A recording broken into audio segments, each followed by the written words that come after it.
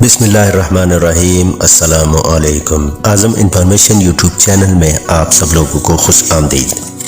دوستو، ہماری روزمرہ زندگی میں ایسی چیزیں شامل ہو چکی ہے جس کے بغیر جینے کا تصور بھی نہیں کیا جا سکتا، لیکن اس ضمن میں سب سے زیادہ دلچسپ حقیقت یہ ہے کہ ان چیزوں میں بہت سی چیزیں ایسی ہیں جنہیں کسی موجد نے سوچ سمجھ کر ایجاد نہیں کیا، بلکہ وہ اتفاقاً ایجاد ہوئی ہے۔ ان اتفاقاً ایجاد ہونے والی چیزوں نے انسانی زندگی کو اس قدر آسان بنا دی ہے کہ اب ان چیزوں کے بغیر جدید دور میں جینا مشکل ہی نہیں بلکہ ناممکن ہے۔ آئیے اس ویڈیو میں جانتے ہیں کہ ہماری زندگی کے لیے ضروری بن جانے والی چیزیں کن اتفاقات کے ذریعے ایجاد ہوئی۔ دوستو، سب سے پہلے دنیا کی مشہور ترین مشروب کوکا کولا کی ایجاد پر بات کرتے ہیں، جو پہلے سے کوئی مشروب نہیں بلکہ ایک دوا تھی۔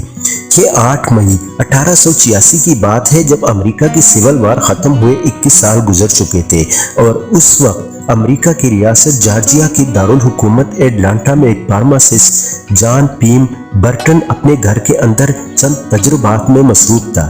اس نے ایک بڑی کیتلی میں ایک مکسر ڈالا ہوا تھا جس کو وہ کشتی کے چپوں سے گھما رہا تھا، اور جب وہ تجربہ ختم کر چکا تو وہ اس وقت سر درد رفع کرنے، تھکاوٹ ختم کرنے اور اعصاب کو آرام دینے کی دوا بنا رہے تھے۔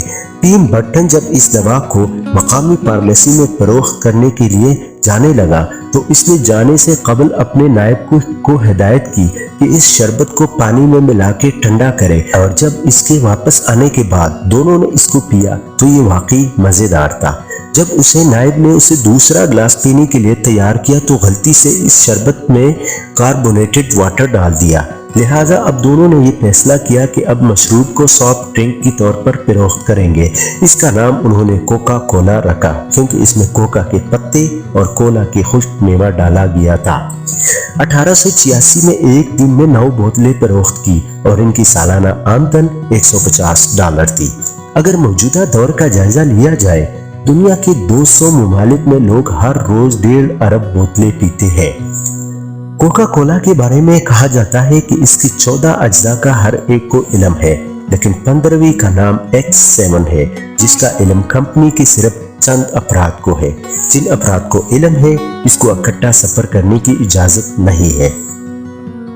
ناظرین، ہم میں سے بہت سے لوگ چائے پینا بہت پسند کرتے ہیں، لیکن ہم سے بہت کم لوگ جانتے ہیں کہ چائے کی دریافت چین میں 2737 قبل از مسیح چین کے ایک بادشاہ نے اس وقت کی تھی جب ایک دن بادشاہ اپنے محل کے باہر کیتلی کے اندر پانی گرم کر رہا تھا تو اس میں قریبی جھاڑی سے پتی گر گئے۔ جب وہ پانی سے پتوں کو نکالتا تب تک پانی ابلنا شروع ہو گیا تھا، اور بادشاہ کو اس کی بھینی خوشبو اچھی لگی۔ اس کے بعد جب بادشاہ نے اس کو پیا تو وہ مزیدار تھا۔ اس کے بعد اس مشروب کو چائے کا نام دے دیا، اور اس وقت پانی کے بعد چائے دنیا کی مرغوب ترین مشروب ہے، اور دنیا میں ہر سال 900 بلین چائے کے کپ پیے جاتے ہیں۔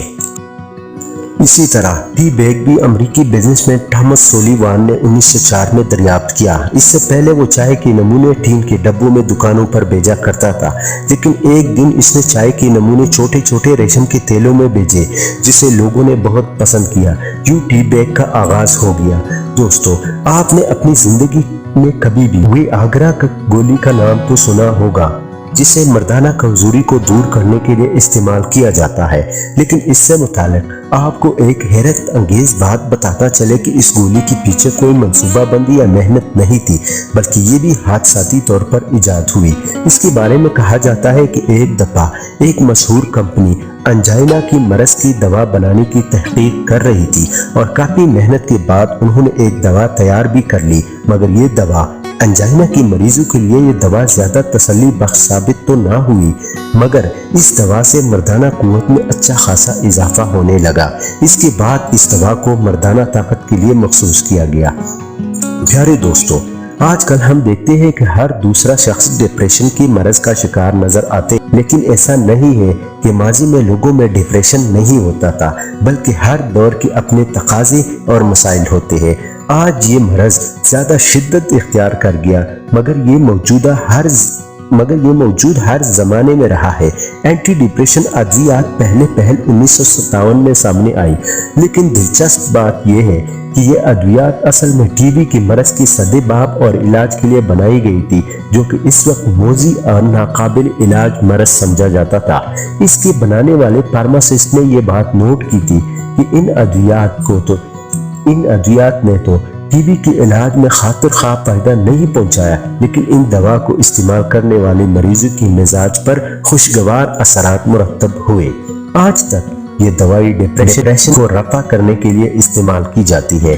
خواتین و حضرات، دنیا کے 7 عجائبات میں سے اٹلی کی شہر پیسا میں واقع مینار دنیا بھر میں مشہور اور سیاحوں کی آمد گاہ ہے، کیونکہ یہ پہلا مینار ہے جو 17 فیٹ تک جھکا ہوا ہے۔ اس کے اندر 296 سیڑھیاں ہیں اور یہ سفید سنگ مرمر سے بنا ہوا ہے۔ جبکہ اس کی تعمیر کی بات کرتے ہیں تو شورۂ آفاق مینار کی تعمیر 1174 میں اطالوی آرکیٹیکٹ پیسانو نے کی، لیکن اس کے وہم گمان میں بھی یہ نہیں تھا کہ ایک دن یہ مینار دنیا کی سیاحت کا عالمی مرکز بن جائے گا، اور نہ ہی اس کو یہ معلوم تھا کہ اس کی ایک غلطی اس میں پوشیدہ رہے گی۔ مینار کی بلندی 185 فٹ طے پائی تھی، مگر جب تعمیر کا کام شروع ہوا اور 3 منزلیں مکمل ہو گئی تو اس مینار نے ایک طرف جھکنا شروع کر دیا۔ اس مینار کے نیچے ایک طرف کی مٹی قدرے نرم تھی اور 10 فٹ کی بنیادی اس قدر پکی نہ تھی کہ اس کی وزن کو سپورٹ کر سکے۔ چنانچہ اس نے جھکاؤ کو روکنے کے لیے جس طرف مینار جھکا تھا اسی طرف نئی منزلیں بنانا شروع کر دی، مگر اس عمل سے یہ اور بھی زیادہ جھکنے لگا۔ چنانچہ تعمیر کا کام اگلے 100 سال تک بند رہا، جس کے بعد 1275 میں اس کی دوبارہ تعمیر کا کام شروع ہوا اور کشش ثقل کی مرکز کو بدلنے کے لیے دوسری منزلیں پہلے 2 منزلوں سے ہٹ کر تعمیر کی گئی۔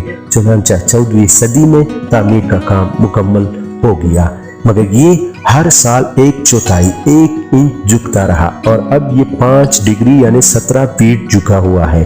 1934 میں اطالوی حکومت نے اس کی بنیادوں میں کنکریٹ ڈالا تاکہ جھکاؤ رک جائے، مگر یہ جھکاؤ اور بھی زیادہ ہوتا گیا، اور کہا جاتا ہے کہ اطالوی ہیئت دان گلیلیو نے گرنے والے اجسام کی رفتار معلوم کرنے کے لیے اس مینار پر سے تجربات کیے تھے۔